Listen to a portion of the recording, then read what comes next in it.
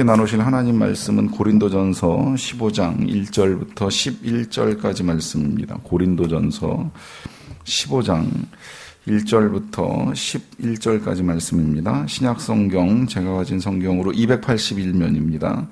15장 1절부터 11절까지 말씀을 저와 여러분들이 한 절씩 교독하겠습니다. 형제들아, 내가 너희에게 전한 복음을 너희에게 알게 하노니 이는 너희가 받은 것이요 또 그 가운데 선 것이라.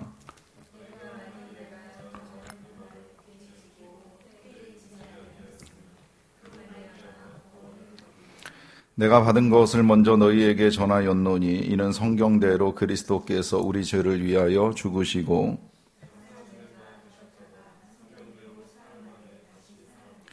게바에게 보이시고 후에 12 제자에게와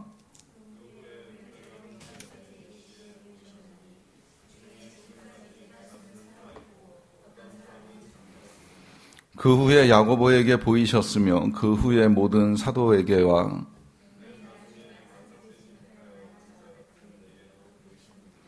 나는 사도 중에 가장 작은 자라. 나는 하나님의 교회를 박해하였으므로 사도라 칭함받기를 감당하지 못할 자니라.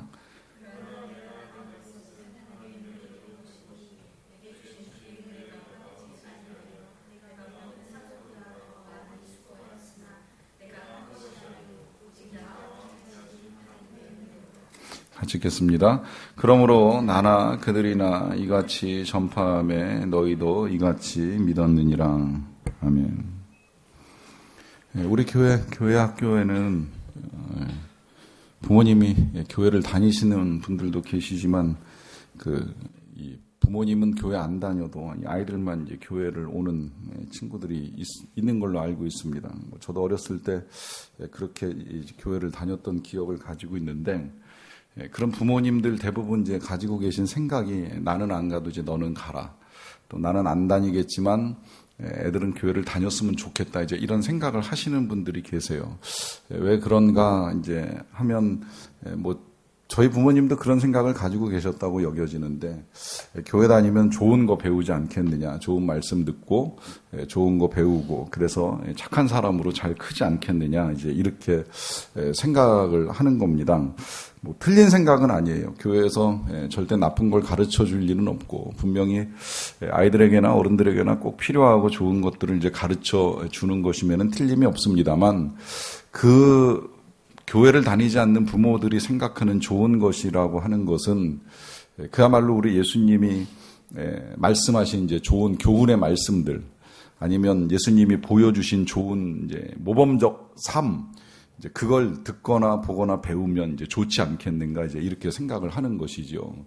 그런데 여러분들 아시겠지만 우리가 믿는 예수님에게 있어서 그런 것들이 나쁜 거나 중요하지 않은 건 아니지만 그것보다 더 중요한 것이 있다라고 하는 것을 이제 분명히 아실 것입니다. 어떤 분들은 이제 그렇게도 말씀을 하고 계시는 분이 있어요. 기독교 좋다, 나쁘지 않다. 그야말로 이 기독교에서 우리에게 알려주고 있는 가르침이나 또 그야말로 예수님의 삶, 그 예수님이 병든 자 치료해 주시고 도와주고 가난한 자 먹여주고 구제하고 행하셨던 이런 선한 삶, 우리도 그렇게 보고 따라가야 된다, 이제 이렇게 생각하는 것까지는 좋다, 이제 이렇게 생각을 하시는데, 단 한 가지 교회에서 가르치고 말하는 내용 가운데 진짜 못 믿을 거 하나 있는데, 이제 그거 부활이라고 생각을 하는 거예요. 어떻게 죽은 자가 살아나느냐, 이게 말 되는 얘기냐, 이 세상에 그런 사람이 어디 있냐, 죽은 자가 다시 살아나서 살고 있다, 이거 있을 수 없는 일 아니냐, 이건 못 믿겠다, 이제 이렇게 말씀하시는 분이 계십니다. 그러면 진짜 교회도 모르는 거고 예수님도 모르는 거죠. 우리 교회에, 기독교에 부활이 없으면 아무 의미가 없는 거예요. 이제 곧 다음 주에 연결되겠습니다마는 부활이 없으면 정말 많은 것들이 헛된 겁니다. 우리가 굳이 왜 수요일 날 오전에 남들 특별히 이번 주엔 여행 가서 많이 빠지시기도 했지만 이렇게 저렇게 쉴 수 있고 놀 수 있고 딴 거 할 것도 많은데 굳이 여기 와서 우리가 이 시간에 이 말씀을 배워야 되느냐, 왜 그러냐, 그 모든 이유들을 종합하자면 결국은 예수님의 부활 때문이에요. 예수님의 부활 때문에 교회가 만들어졌고 예수님의 부활 때문에 우리가 모이는데 만약에 부활이 없다면 이 모든 것들이 다 의미가 없다는 거죠. 부활이 없다면 우리가 예수님을 믿을 필요도 없습니다. 좀 과하게 표현한다 그러면 부활이 없으면 꼭 굳이 종교가 기독교여야 될 이유도 없는 거예요. 유교여도 되고 불교여도 되는 거예요. 왜냐? 좋은 가르침은 그곳에도 얼마든지 있거든요. 어떤 경우에는 더 깊이 있게 배울 수 있는 내용들도 있는 것처럼 보여요. 우리 교역자들은 어떻게 금년에 이제 책을 같이 쭉 읽다가 보니까 동양 사상, 서양 사상을 이제 여러 번 접할 기회를 가지게 됐는데 그러다 보니까 이제 유교에 대해서도 좀 더 이제 조금이라도 더 공부할 기회를 가졌어요. 보면 참 깊이 있게 인간관계나 이 사회생활에서 어떻게 살아가는 게 선하고 의로운지 좋은 가르침이 많아요. 굳이 예수님의 가르침이 아니어도 그쪽에서도 얻을 수 있는 것들이 있어요. 그렇지만 그것들을 따라갈 수 없는 이유는 분명합니다. 그 이유는 바로 이 부활 때문이라고 하는 거예요. 우리 예수님이 죽었다가 다시 살아나셨고 또 살아나셨을 뿐만 아니라 지금도 살아 계신다는 것이 우리에게 있어서 너무나도 중요하기 때문에 이 부활 없이 교회 다니고 부활 없이 예수님을 믿는다라고 하는 건 이제 크게 의미 있는 일이 아니다라고 하는 것을 분명하게 말씀드립니다. 그런데 놀랍게도 이제 교회를 이렇게 쭉 다니다 보면 우리 교회에도 그럴 가능성이 있다고 생각을 합니다만은 고린도 교회에도 이제 그런 사람들이 생겨나는 거예요. 다 좋은데 그 부활이 진짜 사실이야? 다 믿겠는데 그건 진짜 못 믿겠어. 예수님이 좋은 말씀하고 떠나신 거, 좋은 일하고 가신 건 다 믿겠는데 그 예수님이 죽었다가 살아나셨다는 거 이건 못 믿겠어라고 말하는 사람들이 남아있는 겁니다. 그리고 그런 사람들의 이야기를 바울이 듣는 거예요. 그리고 바울이 여러 가지 고린도 교회의 이야기를 듣고 나서 이 고린도 전서를 쓰는 과정 중에 보시게 되면 그 문제 하나하나를 지금 다 이제 다뤄서 좋은 대답들을 쭉 해주셨어요. 그리고 마지막에 이제 우리가 지난주까지 이 방언과 은사에 관한 문제를 이제 듣는 일도 있었어요. 그런데 어떻게 보면 이제 이 마지막 15장, 16장은 이제 마지막 안부 인사고요. 그렇게 보면 15장이 결론이라고도 할 수 있는데 이 결론이라고도 할 수 있는 15장에서 다루고 있는 주제는 부활입니다. 여기에 이제 의도가 담겨 있는 거예요. 왜냐하면 이것이 그냥 고린도 교회에서 부활을 믿지 못하는 사람들이 있는 거에 대한 말씀을 하고 계시는 것이 아니라 교회를 잘 다니고 은사도 받고 능력도 가지고 있지만 이 사람들의 신앙생활에 있어서도 부활을 통해서 이것이 다시 점검되지 않으면 그 모든 은사와 능력들도 잘못하면 헛될 수 있기 때문입니다. 그러다 보니까 이제 마지막 15장에 가서 결론적으로 이 부활에 관한 말씀을 쭉 정리해 주시면서 이제 이 편지를 이제 끝낼 준비를 하고 계시는 거예요. 그 편지가 시작은 1절부터 시작이 되었습니다만은 이제 그 1절, 2절이 어떻게 보면 결론 같아서 제가 맨 뒤로 옮겨놨고요. 3절부터 보시면 이렇게 시작이 됩니다. 내가 받은 것을 먼저 너희에게 전하였노니 이는 성경대로 그리스도께서 우리 죄를 위하여 죽으시다라고 하는 겁니다. 자, 여기서 이제 제일 먼저 사도 바울이 표현하고 있는 내용은 내가 받았다라고 합니다. 그리고 받은 것을 전한다라고 하는 거예요. 먼저 전했다라고 하는 건 이제 과거에 고린도에 방문해서 고린도 교회를 세울 때에 그 성도들에게 전한 내용인데 그 전한 내용에 대해서 사도 바울이 표현하기를 받았다라고 하는 표현을 사용을 합니다. 왜 받았다라고 표현을 하느냐면 이것은 사도 바울이 지어낸 이야기가 아니라는 거예요. 창작이 아니라는 거예요. 사도 바울도 들은 거예요. 누구에게?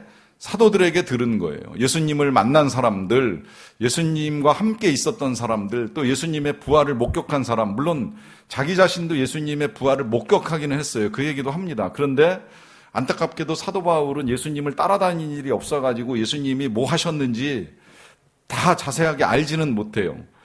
본인이 보았다고 말하면 이거 진짜 거짓말이 되는 거죠. 그러니까 내가 다 받은 것이다. 이제 솔직하게 인정하는데 그 솔직함은 다시 말하면 지어낸 이야기가 아니라고 하는 거예요. 그러니까 이건 한 개인의 창작이나 개인의 사상이 아니라는 겁니다. 여기서부터 이제 달라지는 거죠. 그래서 이 사도 바울은 이것을 너희에게 전했는데 그 전한 것은 뭐냐 했을 때에 이는 성경대로 그리스도께서 우리의 죄를 위하여 죽으셨다라고 하는 겁니다. 여기 이제 부활에 관한 증거를 하게 될 때에 제일 먼저 사도 바울이 뭐라고 말을 하냐면 받은 것이라고 이야기했잖아요. 이 받은 것이라고 하는 것은 창작이나 혹은 사상이 아니라고 하는 걸 이제 먼저 말씀하시는 거예요. 그 다음에 두 번째로 이제 강조하고 있는 것이 이 성경대로라고 하는 것을 강조합니다. 이게 한 번만 성경대로라고 말하는 것이 아니라 이제 두 번 반복해서 성경대로라고 말씀을 하세요. 여기서 이제 부활의 첫 번째 증거는 사람이 아니라 성경이라고 하는 걸 우리가 알 수 있고요. 이 성경대로라고 하는 것이 중요한 건 뭐냐면 부활이 우연적 사건이 아니라는 거예요. 어느 날 갑자기 일어난 일, 어느 날 사람이 죽거나 혹은 가사 상태에 빠졌다가 다시 정신을 차리고 영혼이 되돌아온 그런 이야기가 아니라 이 일이 일어나게 될 것에 대해서 성경이 미리 가르쳐 주셨다라고 하는 거죠. 어떻게 가르쳐 주셨냐 보기 전에 그 다음에 이제 이 성경대로 어떤 일이 있었냐라고 한다면 그리스도께서 우리의 죄를 위해서 죽으시고 부활하셨다라고 하는 것이죠. 근데 이 우리의 죄를 위해서 죽으셨다라고 하는 이것이 성경에 미리 증거가 나와 있죠. 어떤 증거예요? 가장 기본적인 증거로 따지자고 하면 이사야서 53장 3절부터 6절까지 말씀만 봐도 우리가 알 수 있습니다. 뭐라고 말씀합니까? 그가 찔림은 우리의 허물 때문이요. 그가 상함은 우리의 죄악 때문이라고.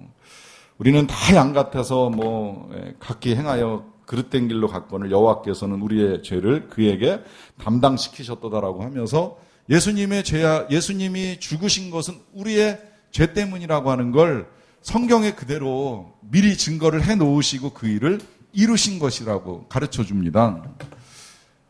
뿐만 아니라 성경에서 그와 같이 우리의 죄를 위해서 죽으셨다라고 하는 말씀도 하시는데 이 죽으셨다라고 하는 것이 지금 이 고린도 전서에 사용된 헬라어 시제는 과거형입니다. 왜? 한번 죽으신 것으로 예수님의 죽음은 끝났기 때문이라고 하는 거죠. 그리고 왜 죽으셨느냐, 그것이 왜 중요하냐라고 한다면 여기서 이제 우리가 이런 사실을 연결을 할 수는 있을 것 같아요. 죄의 삭은 사망이라고 하는 거죠. 그 사망 때문에 예수님이 죽으셨다는 거예요. 근데 그 예수님의 죽으심은 누구의 죄를 위한 죽으심이냐? 바로 우리의 죄를 위한 대속적 죽음이라고 하는 거죠. 그런데 우리 예수님이 그렇게 우리의 죄 때문에 죽으셨다라고 하는 사실만으로 우리의 죄 문제가 다 해결되는 건 아니라는 거예요. 왜? 죄 때문에 죽은 것으로 끝나는 것이 아니라 그 죽음으로 인해서 용서가 허락됐다라고 하는 것이 드러나야 되거든요. 아무리 우리가 부모님에게 잘못해서 용서해 주세요라고 말을 해도 부모님이 용서한다라고 하는 선언이 없으면 용서 안 된 거예요. 이게 지금 이제 한일 관계에서도 계속 오랫동안 문제가 되는 거잖아요. 본인들은 사죄했다, 다 배상은 끝났다 이렇게 생각을 할지는 모르지만 우리는 용서가 안 된 부분들이 남아 있는 거예요. 그러니까 해결 안 됐다고 우리는 생각을 하는 거죠. 그러니까 하나님과 우리 사이에 있어서도 우리가 우리의 죄 때문에 예수님이 죽으셨다고 한들 아니면 옛날 같으면 재물을 죽여가지고 그걸 태워서 하나님께 올려드린다고 한들 반드시 용서의 선언이 하나님께로부터 내려와야 됩니다. 이제 그것이 옛날에 제사 드릴 때 같으면 제사장이 이걸 대신 선언해 주는 거예요. 제사가 끝났고 당신 죄가 용서되었으니 가서 다시는 죄 짓지 말고 사십시오. 선언하면 용서가 이제 되는 겁니다. 그러나 우리는 이제 더 이상 그런 제사를 드릴 필요가 없는 상황에 살고 있습니다만은 이게 왜 우리가 제사를 안 드려도 되느냐라고 하는 건 하나님의 용서가 선언됐기 때문이에요. 어떻게 선언이 됐느냐? 그게 부활이라고 하는 것입니다. 그래서 4절로 넘어가서 보시게 되면 장사 지낸 바 되셨다가 또다시 성경대로 사흘 만에 다시 살아나셨다 그래요. 자, 여기 보시게 되면 죽으셨다라고 하는 것뿐만이 아니라 이제 장사 지냈다라고 하는 말씀도 나오잖아요. 장사되었다라고 하는 건 매장되었다라고 하는 의미가 되는 것인데, 이 매장되었다라고 하는 것이 강조되는 이유는 뭐냐면 예수님의 죽음은 완전한 죽음이라고 하는 거예요. 이 예수님의 죽음과 부활이 자꾸 논란의 대상이 되다 보니까 이제 예수님이 진짜 죽으셨냐, 가사 상태에 있었던 거 아니냐, 뭐 잠시 영혼만 떠나갔다 돌아온 거 아니냐, 이제 이런저런 많은 이야기가 있는데요. 예수님은 완전히 장례가 진행이 된 겁니다. 완전히 끝난 거예요. 그러나 장사 지낸 바 되셨다가 여기서 끝나는 것이 아니라 성경대로, 이 성경대로는 부활도 예언이 되어 있다는 겁니다. 그 예언은 시편 16편이나 이사야 54장 7절에 나타나는데, 시편 16편 같으면 내 영혼을 수월에 버리지 아니하시며 거룩한 자를 멸망시키지 아니하실 것이니이다 라고 하는 말씀을 통해서 부활도 예언되어 있어요. 또 이사야 54장 7절, 53장에 고난이 예언됐다면 54장 7절에는 잠시 너를 버렸으나 큰 긍휼로 너를 모을 것이라 하면서 하나님이 잠시 예수님을 십자가에 버리시는 일은 있겠지만 그러나 다시 이제 살려내실 것을 성경이 미리 예언하는 일이 있었고, 그대로 예수님은 사흘 만에, 이 사흘 만에가 이제 우리에게 또 굉장히 혼란스러운 부분인데요. 일단 표현은 사흘이라고 표현이 돼 있잖아요. 저도 이거 맨날 어렸을 때 계산해 보면 헷갈렸어요. 돌아가신 건 금요일 오후인데 살아나신 건 일요일 아침이니까, 일요일 새벽이니까 아무리 계산을 해도 사흘이 안 되는 거잖아요. 그냥 뭐 금요일부터 따지면 금, 토, 일 이렇게 사흘이라고 생각은 할 수 있을지 모르겠지만 우리나라 계산법으로 하면 한 이틀 만에 이래야 되는 거 아닌가, 금요일에서 토요일 넘어가고 토요일에서 이제 주일 되는 거 아닌가, 이제 이렇게 생각을 합니다. 근데 이것도 보니까 이제 성경의 그 예언된 부분의 성취와 표현 방식의 차이라고 여겨지는 것인데요. 호세아서 6장에 보게 되면 우리가 하나님께 돌아가자 그래요. 하나님께 돌아가자. 하나님께 돌아갈 때에 그가 우리를 치셨으나 우리를 싸매실 것이요라고 하는 말씀을 하는 중에 셋째 날에, 둘째 날에 그가 우리를 일으키시고 셋째 날에 우리를 살리시리라, 이런 표현이 사용이 됩니다. 그러니까 이 셋째 날이라고 하는 것은 하나님이 우리를 다시 살려내시는, 우리를 치셨지만 우리를 싸매고 고치시는 날이 셋째 날이 되는 거예요. 이 부활이 사흘 만에라고 하는 표현은 이제 호세아서 그 말씀을 반영한 것인데, 기간상으로의 사흘이 아니라 세 번째 날을 말하는 겁니다. 첫째 날은 고난의 날인 거예요. 그리고 둘째 날 토요일이 지나고 셋째 날에 하나님이 살리신다라고 하는 거죠. 그러니까 이 사흘이라고 하는 표현은 셋째 날이라고 하는 그 호세아서의 6장의 예언을 그대로 그냥 이제 증거한 것이라고, 드러낸 것이라고 보시면 되는 건데, 중요한 건 이제 마지막이 다시 살아나셨다라고 하는 것이죠. 근데 이 다시 살아나셨다라고 했을 때 이 살아나셨다라고 하는 건 과거가 아니라 현재 완료가 사용이 됩니다.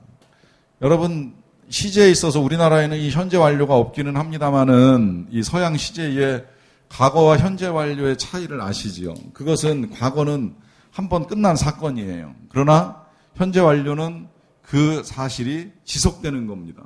과거의 사건이나 사실이 현재까지 영향을 미치고 있거나 계속될 때 이야기잖아요. 그러니까 예수님은 다시 살아나셨는데 살아나신 것이 과거가 아니라 그때 다시 살아나셨지만 지금까지도 살아 계신다는 거예요. 이게 현재 완료인 거예요. 현재도 살아 계신 거예요.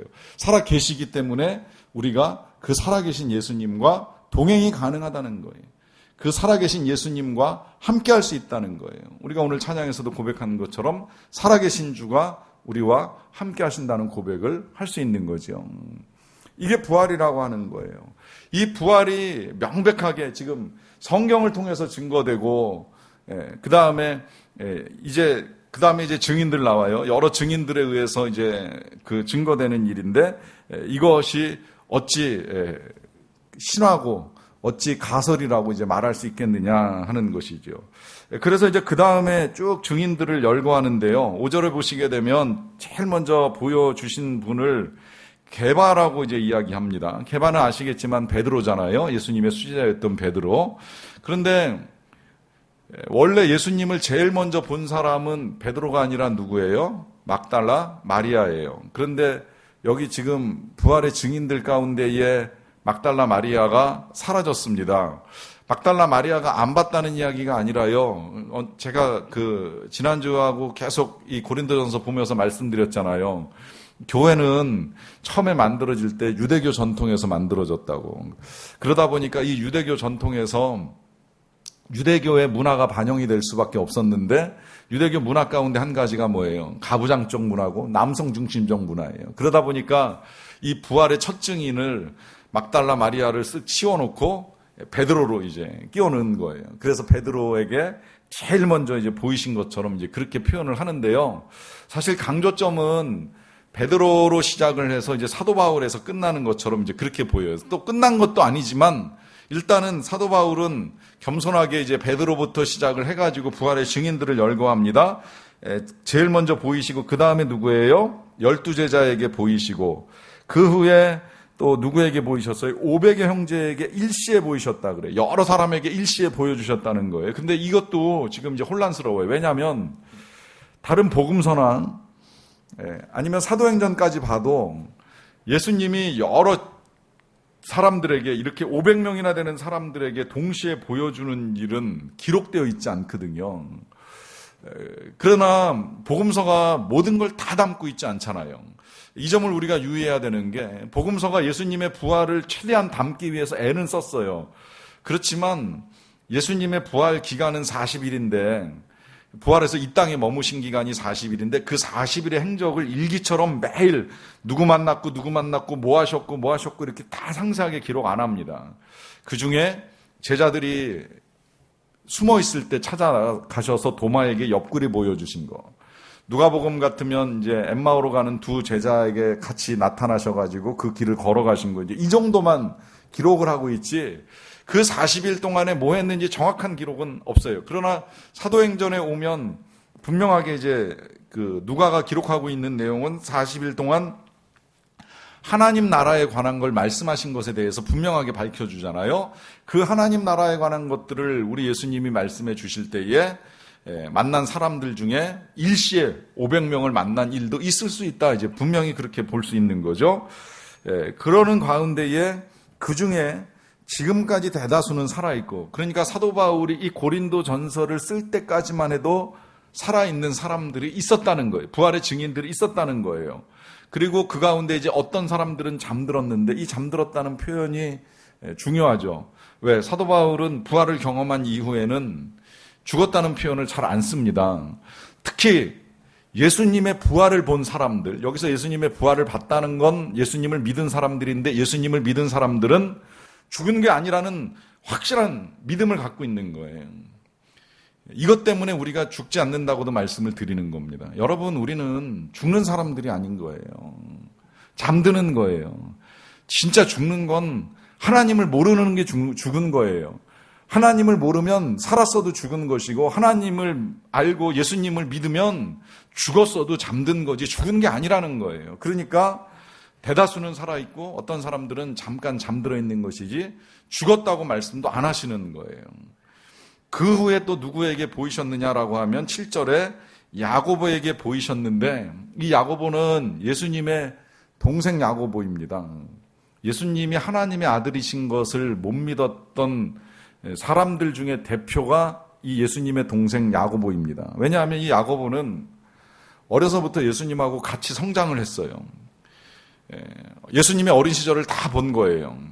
그런 예수님이 어느 날 갑자기 태도를 확 바꿔가지고 내가 하나님의 아들이라고, 내가 하늘로부터 왔다고, 나를 믿는 자는 멸망치 않을 것이라고 하는 이런 말씀을 하고 돌아다니시니까 동생 입장에서는 도대체 이해도 안 가고 믿을 수도 없는 거예요. 더더군다나 이 예수님이 아버지 요셉이 세상을 빨리 떠나면서 그 집에 목수의 업을 이어받아가지고 가장 노릇을 하고 있었는데 이 예수님이 그 가장의 일을 팽개치고 이제 세상에 다니면서 제자들 모아가지고 가르치고 뭐 그렇게 내가 하나님의 아들이라고 증거하고 다니니까 동생 입장에서 보면 이럴 때 형이 원망스럽죠. 지금 이래야 돈 벌어서 가족을 부양해야 되는데 이제 이건 안 하고 지금 뭘 하고 있는 건가 이런 생각이 드는 겁니다.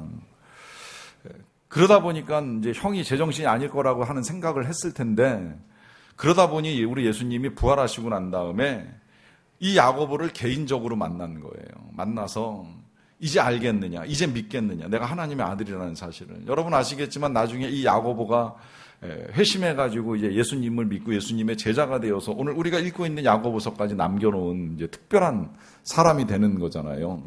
그러다 보니까 사도 바울도 예수님을 만난 사람 가운데 이름을 다 거명하진 않아요. 그냥 대다수 살아있고 덜어 죽었다 하는데, 그러나 확실한 증인 베드로, 또 하나 야고보 이제 꼽는 거예요. 그 후에 이제 모든 사도에게 보이셨다고 말씀하시는데, 여기서 말씀하고 있는 사도는 12 제자 말고요, 예수님을 만난 사람들이라고 보시면 돼요. 예를 들면 바나바, 아나니아, 이제 이런 사람들, 12 제자에게 이름은 올라가 있지 않지만 그럼에도 불구하고 예수님을 만나서 사도로 활동을 했던 사람들 있잖아요. 그런 사람들에게도 예수님이 모습을 보이셨다는 거죠. 네, 그리고 맨 나중에, 이 맨 나중이라고 하는 건 부활하신 예수님의 현현이 바울로 끝났다는 의미가 아니에요. 오늘날까지도 때때로 부활하신 예수님은 그 모습을 보여주시는 일들이 일어납니다. 우리는 워낙에 이제 교회와 말씀이 왕성하게 움직이는 이 나라에 살고 있다 보니까 이런 일을 직접 경험하시는 분들이 많지는 않지만 지금도 일어나긴 일어나요. 우리나라에서 일어나는 일들을 저도 보고 듣는 일들이 있는데, 그런데 지금도 이 중동 쪽에서는 아직도 이 예수님을 믿는 것이 너무너무 어렵기 때문에 정말 예수님을 믿고자 하거나 예수님을 사모하는 사람들 가운데는 예수님이 직접 현현하셔서 그 살아계심을 이제 보여주시는 일들이 있어요. 그러하기 때문에 사도 바울이 맨 나중이다 하는 말은 마지막이라는 의미는 아니지만 의도적으로 게바가 첫째고 이제 자신은 그 끝에 보게 되었다라고 하는 말을 하면서 만삭되지 못하여 난자 같은 내게도 보이셨다라고 하는데요. 먼저 이 보이셨다라고 하는 표현, 이제 그거 우리가 조금 주목해 볼 필요가 있습니다. 보시게 되면 거기 이 예수님께서 보이셨다라고 하는 표현을 자주 사용해요. 게바에게 보이시고 12제자에게 보이시고 500의 형제에게 일시에 보이시고 그 다음에 야고보에게 보이시고 사도에게 보이시고 나중에 이제 만삭되지 못하여 난자 같은 나에게도 보이셨다라고 하잖아요.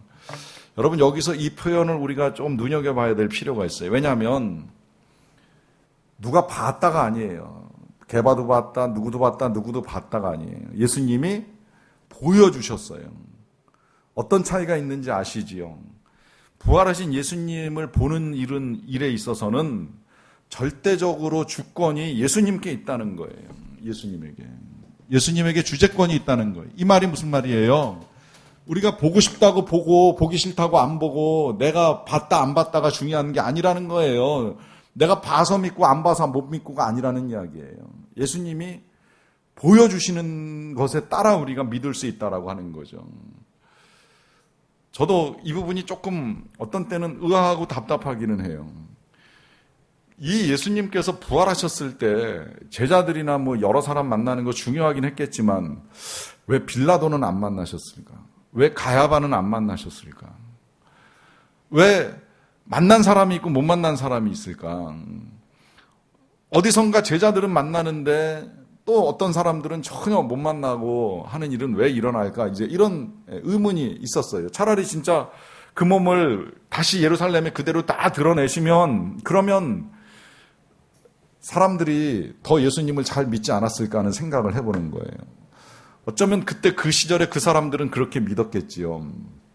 그러나 중요한 건 예수님이 그런 육신을 가지고 이 세상에 살아계시는 게 중요한 것이 아니라는 거예요. 왜? 여러분 지금도요. 이 육신을 가지고 이 세상에 나타나가지고 내가 예수라고 소리치고 날 믿으라고 외치는 사람은 수없이 많습니다. 그러면 그 사람들이 자칭 예수라고 한다고 한들 그거 믿겠어요? 그거 따르겠어요? 그 따르는 것도 우스운 일인 거지요. 그게 다 이단이고 사입인 건데 우리의 믿음이라고 하는 건 안 보여도 믿을 수 있는 게 믿음입니다. 하나님이 우리의 눈에 안 나타나셔도 하나님의 일이 우리의 눈에 보이지 아니하여도 하나님의 살아계심을 믿는 것이 믿음인 겁니다. 그러니까 하나님을 우리가 보느냐 못 보느냐는 우리의 소원대로 이루어질 일이 아니라 하나님이 보여주시면 감사한 거고 안 보여주셔도 할 수 없는 거예요. 그러니까 이 일을 하나님이 주도권을 가지고 보이시기도 하시고 안 보이시기도 하는 거예요. 그 보여주시는 과정 중에 이 사도 바울은 특별하게 은혜를 받아가지고 마지막에 이제 예수님을 만나는데 그것도 부활하신 예수님이 아니라 실은 정확하게 승천하신 예수님이 이제 이 사도 바울에게 나타나셔가지고 직접 말씀하시는 일이 있었지요. 네가 왜 나를 핍박하느냐. 거기서 이제 이 사도 바울이 예수님이 살아계신 것을 확실하게 이제 알고 깨닫게 됩니다. 그러면서 이제 믿음을 갖게 되는데, 그러면서 믿음을 갖다 보니까 이제 뭐라고 표현하느냐 하면 자기 자신에 대해서 어떻게 보면 이제 여기서부터가 이제 부활의 증인된 삶이라고 할 수 있겠는데요. 부활의 증인으로서 그가 뭐라고 이야기를 하자면 제일 먼저 자기 자신이 이제 맨 나중에라고 하는 표현을 쓰잖아요. 자기가 그만큼 부족하다는 얘기예요. 끝자락에 예수님의 부활을 알게 되었다라고 하는 거죠. 그리고 나서는 만삭되지 못하여 난 자다라고 하는 표현을 사용하는데, 이 만삭되지 못한 자라고 하는 표현이 헬라어로 ektroma티라고 하는 표현인데, 원래 그 어원은 이제 그 쓸모없는 가지라고 하는 이제 뜻에서 왔습니다. 쓸모없는 가지라고 하는 의미는 그 열매를 맺지 못하는 가지를 의미하는 거예요. 그러니까 열매 맺지 못하는 가지처럼 생명의 상태가 영 좋지 않은 거. 이거 지금 헬라 ektro마티는 우리 단어로는 번역을 좋게 해서 만삭되지 못한 자고요. 원래 영어로 번역될 때에도 이 사사나 이제 유산아 이렇게 보통 이제 번역이 됩니다. 그러니까 제대로 태어나질 못한 거예요. 생명이 없는 상태를 말하는 거예요.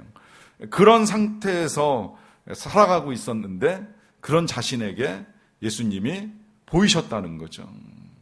그래서 이제 본인이 복음의 증인이 되었는데 어떤 증인이냐? 9절에 이렇게 말합니다. 나는 사도 중에 가장 작은 자라 그래요.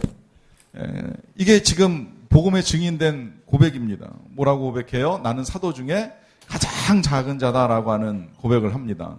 왜 작은 자이냐? 그 뒤에 이어나갑니다. 나는 하나님의 교회를 박해하였으므로 사도라 칭함받기를 감당하지 못할 자니라 그래요.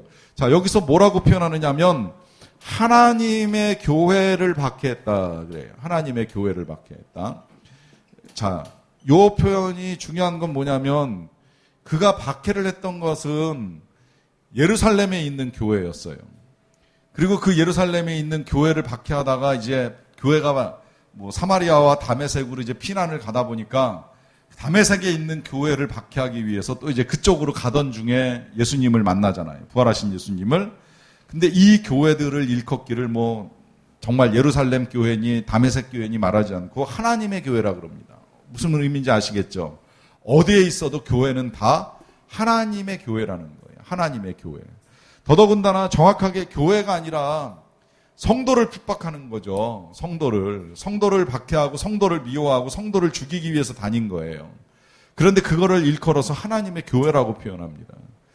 무슨 말인지 아시겠죠?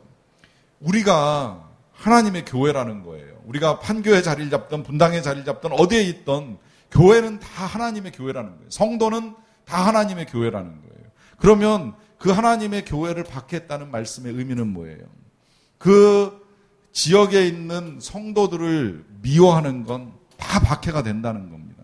그러니까 교회 안에서도 누군가를 미워하고 누군가를 싫어한다면 이게 박해예요. 이게 바울이 그 이전에 회심하기 전과 다를 게 없는 모습이 그대로 드러나고 있는 거예요. 예수님을 못 만나고 부활을 믿지 못하니까 이제 이런 박해의 일들이 일어나고 있는 거예요. 그런 일들을 하다 보니까 나는 사도 중에 지극히 작은 자라는 표현을 하면서 오히려 사도라고 칭함받기를 감당하지 못할 자라 그러잖아요. 자, 여기 보면 사도라 칭함받기를 이제 감당할 수가 없다라고 이제 고백을 합니다. 자, 왜냐하면 자기가 했던 일로 놓고 보면 이 사도라고 하는 것이 과분하다고 생각이 되는 거예요. 사실 우리가 우리의 죄에 대한 인식만 더 분명해져도 사도만 사도라고 감당 못하겠습니까? 목사는 목사라고 감당하는 것도 어려운 일이고 장로, 권사, 집사 아니라 사실은 우리가 성도, 이 거룩한 백성이라고 하는 이름을 갖는 것도 감당 못할 직분이 되는 거죠. 근데 이게 어떻게 우리가 감당이 되는 거예요?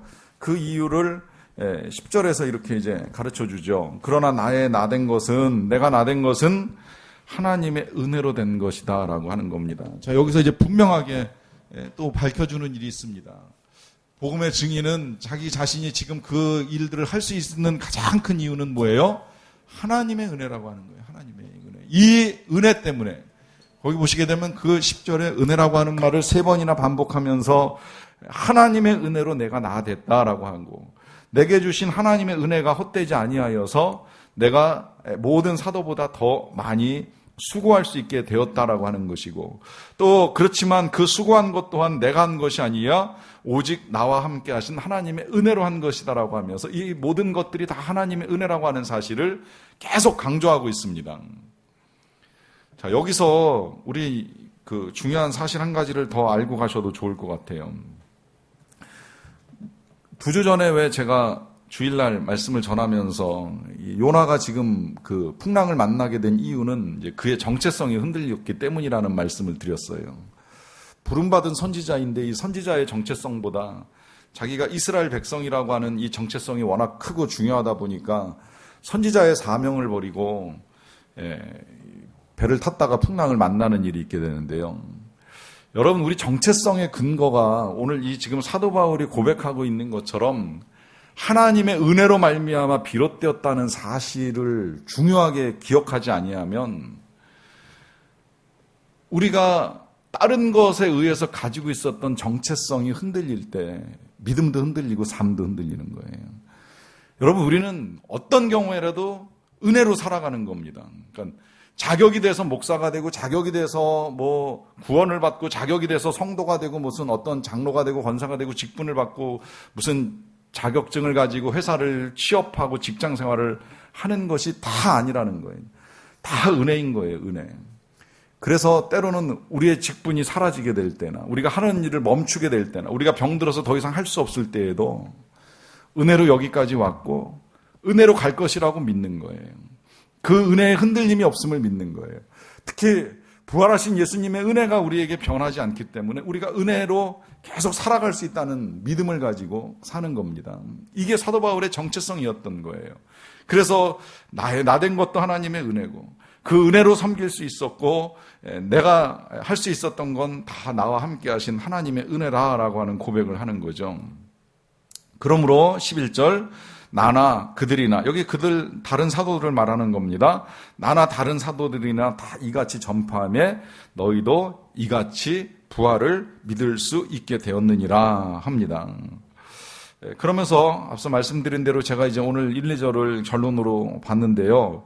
형제들아, 내가 너희에게 전한 복음을 너희에게 알게 한다. 이미 한번 전했다는 거잖아요. 근데 다시 알게 하노니 이는 너희가 받은 것이요. 그래요. 이건 사도 바울만 받은 것이 아니라 고린도 교회 성도들도 받은 것이고, 이 받았다는 말이 요한복음에서는 영접한다라고 번역이 됐습니다. 영접한다라고 하는 것이 받은 것인데 이게 무슨 의미예요?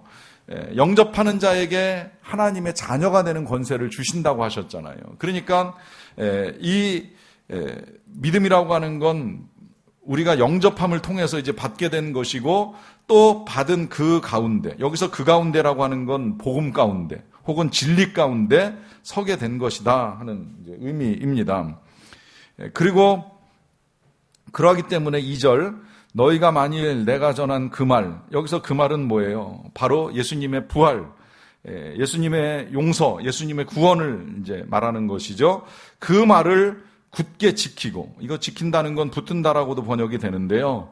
굳게 붙들고 헛되게 믿지 아니하면, 헛되게 믿는 건 부활이 없다고 믿는 거예요. 교회는 다니지만 부활은 믿을 수 없다고 말하는 게 헛되게 믿는 건데, 그 부활을 굳건하게 지키고 믿으면 그로 말미암아 구원을 받게 될 것이다 라고 말씀을 합니다. 결국 우리의 구원은 부활을 믿는 믿음에 있다는 거예요. 그리고 이 부활을 믿는 믿음이라고 하는 건 예수님의 살아계심을 믿는 거고, 그 예수님께서 죽음을 통과해서 영원히 사실 수 있는 것처럼 우리도 그렇게 살게 될 것을 믿는 믿음을 가지고 이 땅에서부터 영원토록 살아가는 삶을 사는 것입니다. 이 믿음이 저와 여러분들의 믿음이 되기를 간절히 바랍니다.